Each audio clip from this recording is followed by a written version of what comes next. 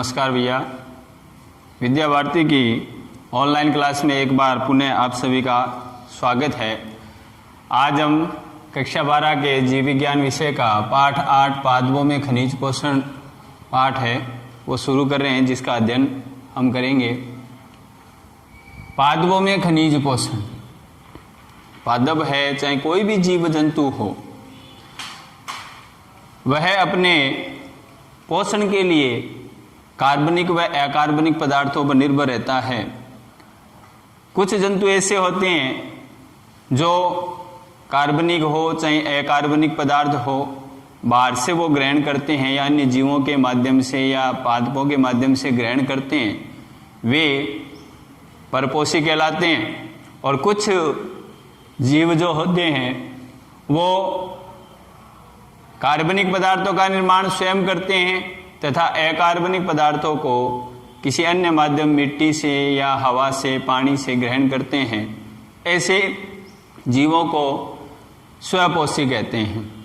तो हम सबसे पहले पढ़ते हैं पोषण क्या है।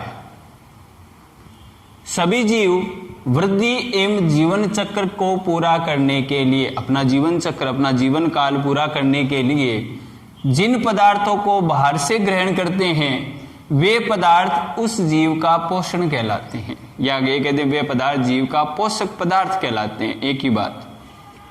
तो ये होगी पोषण की परिभाषा कि सभी जीव वृद्धि व जीवन चक्र को पूरा करने के लिए जिन पदार्थों को बाहर से ग्रहण करते हैं, वे पदार्थ पोषण कहलाते हैं। पोषण के आधार पर, जो अभी हमने चर्चा की थी कि पोषण के आधार पर जीवों को दो भागों में विभाजित किया गया है। हम पोषण क्यों करते हैं? ऊर्जा के लिए। ऊर्जा होगी तो हमारा जीवन चक्र चलता रहेगा। तो पोषण के आधार पर जीवों को दो भागों में विभाजित किया गया। पहला है परपोषित।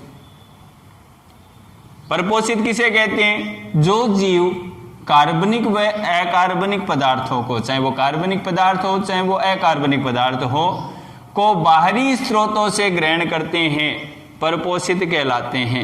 तो वो बाहरी स्रोत कुछ भी हो सकते हैं, पेड़ पौधे हो सकते हैं या अन्य जीव जंतुओं से प्राप्त होने वाले पदार्थ हो सकते हैं, वो सारे परपोषित कहलाते हैं। ज़्यादातर जंतु है, मनुष्य है, कुत्ता है, बिल्ली है, भैंस है, बकरी, वो सारे क्या हैं? परपोषित हैं। ये इसके उदाहरण। स्वपोषित, जो जीव वृद्धि व जीवन चक्र को पूर्ण करने के लिए सभी कार्बनिक पदार्थों का निर्माण स्वयं करते हैं, खुद करते हैं। तथा अब कार्बनिक पदार्थों का निर्माण स्वयं करते हैं, और कार्बनिक पदार्थों का निर्माण कैसे करते हैं? वो प्रकाश संश्लेषण क्रिया में। प्रकाश संश्लेषण क्रिया में वो ग्लूकोज का निर्माण करते हैं, मंड का निर्माण करते हैं, वो स्वयं करते हैं। लेकिन अकार्बनिक पदार्थों को बाहरी स्रोत से ग्रहण करते हैं। लेकिन अकार्बनिक जो पदार्थ होते हैं वो बाहर से ग्रहण करते हैं। कार्बनिक पदार्थों के निर्माण के लिए भी उनको जो पदार्थ चाहिए, हालांकि वो बाहर से ग्रहण करते हैं, चाहे वो कार्बन हो, चाहे वो हाइड्रोजन हो, चाहे वो ऑक्सीजन हो। और अकार्बनिक पदार्थों का बाहरी स्रोतों से ग्रहण करते हैं, स्वपोषित कहलाते हैं। अब हरे पेड़ पौधे होते हैं, वो स्वपोषित कहलाते हैं। क्यों? क्योंकि ये कार्बनिक पदार्थों का निर्माण प्रकाश संश्लेषण से स्वयं करते हैं, लेकिन कार्बनिक पदार्थ के निर्माण के लिए जो पदार्थ चाहिए वो उन्हें बाहर से ग्रहण करने पड़ते हैं, चाहे वो कार्बन हो, हाइड्रोजन हो, ऑक्सीजन हो। आपको पता है कार्बन डाइऑक्साइड वो बाहर से ग्रहण करते हैं, जल है वो बाहर से ग्रहण करते हैं, तो उसको हाइड्रोजन ऑक्सीजन मिल जाता है, कार्बन डाइऑक्साइड से वो कार्बन मिल जाता है। और कार्बनिक पदार्थों का निर्माण प्रकाश संश्लेषण से तथा अकार्बनिक पदार्थों की आवश्यकता वो किससे पूरी करते हैं? जैसे सल्फर है, मैग्नीशियम है, नाइट्रोजन है, कैल्शियम है, फास्फोरस है, जितने भी अकार्बनिक पदार्थ हैं उन सभी को मृदा से ग्रहण करते हैं। तो जो स्वपोषित होते हैं वो कौन कहलाते हैं? पेड़ पौधे।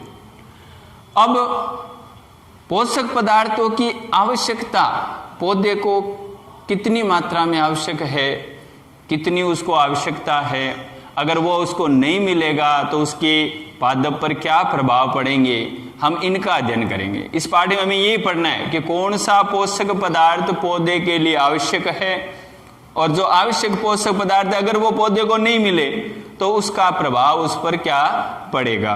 तो इन पोषक पदार्थों की आवश्यकता, उनसे कमी से होने वाले प्रभाव, इनका अध्ययन करने के लिए कुछ विधियां हैं। उन विधियों को पढ़ने से पहले हम कुछ जानकारी कर लेते हैं कि पहले हम पढ़ते हैं नियंत्रित पौधे।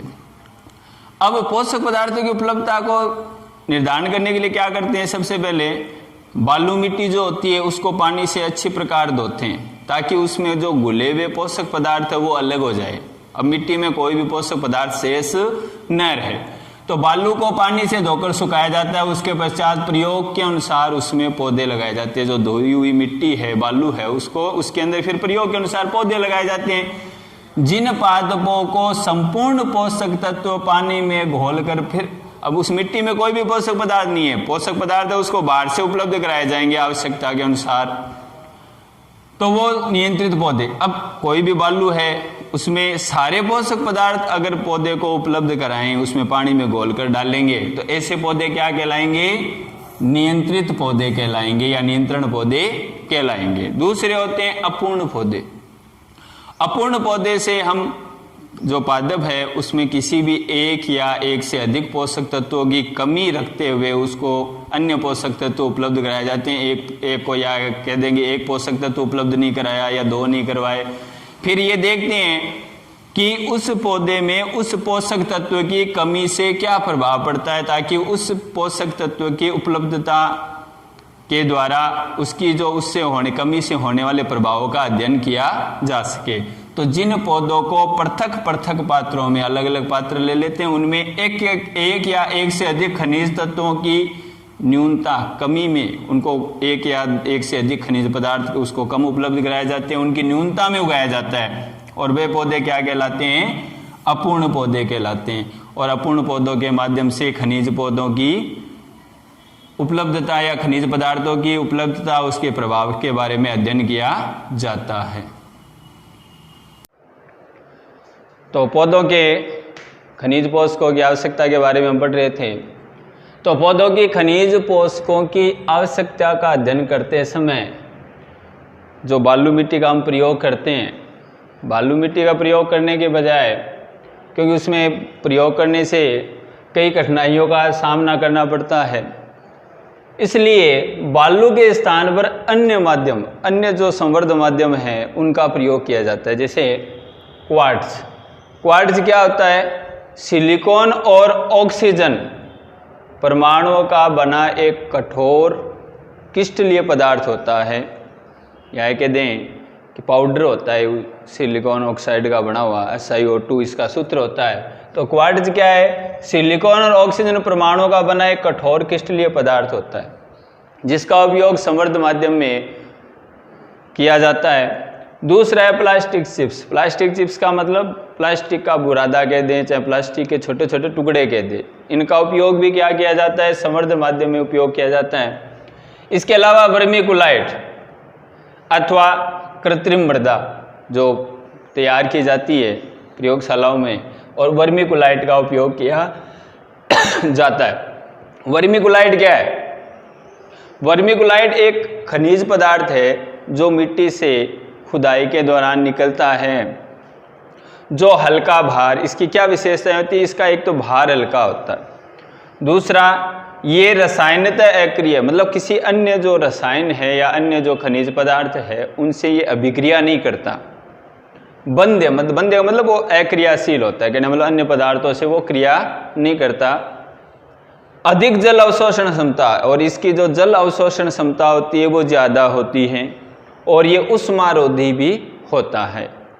और इसके अलावा ये हल्का होने से, इसकी जल अवशोषण क्षमता अधिक होने से, इनके कणों के मध्य रिक्त स्थान ज़्यादा होने से जड़ों को फैलने में जगह भी पर्याप्त मिल जाती है, इसलिए इसका उपयोग सर्वाधिक किया जाता है जल संवर्धन में। ये जल संवर्धन या बालू संवर्धन या अन्य विधियों की तुलना में इस विधि का, अब जो इस विधि वर्मीकुलाइट का उपयोग करके पौधे के संवर्धन का करने की जो क्रिया है, वर्मीकुलाइट का उपयोग करके पौधों के संवर्धन करने की जो प्रक्रिया, उसको क्या बोलते हैं, वर्मीकुलोपोनिक्स कहते हैं। ये याद रखना, मैंने अंडरलाइन किया है, परीक्षा में आ जाता है वर्मीकुलोपोनिक्स क्या है।